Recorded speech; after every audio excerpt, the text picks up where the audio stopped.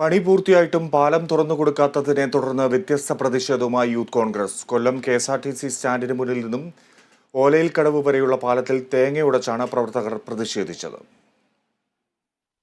Asramam link റോഡിൽ നിന്നും ആരംഭിച്ച് ഓലയിൽ കടവിൽ അവസാനിക്കുന്ന രീതിയിലാണ് അഷ്ടമുടിക്കായലിന് കുറുകെ പാലം നിർമ്മിച്ചിരിക്കുന്നത്.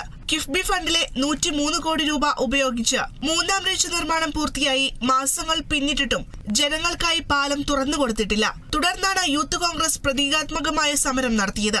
ആശ്രാമം ലിങ്ക് റോഡിൽ നിന്ന് പ്രകടനമായി എത്തിയ പ്രവർത്തകർ പാലത്തിൽ തേങ്ങ ഉടച്ച് പ്രതിഷേധിച്ചു.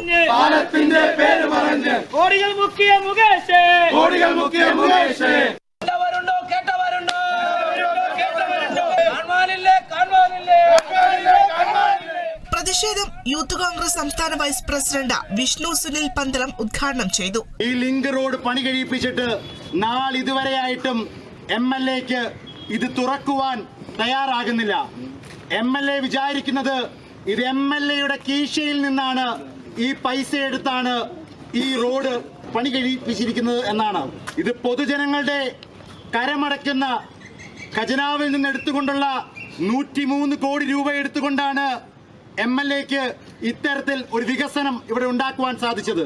ഇവിടെ യൂത്ത് കോൺഗ്രസ് ചോദിക്കുന്നത് എന്തുകൊണ്ടാണ് MLA ഇത്തരത്തിലൊരു 103 കോടി രൂപ ചെലവാക്കിയ ഈ പദ്ധതിയിൽ എന്തുകൊണ്ട് പാലം തുറക്കുന്നില്ല?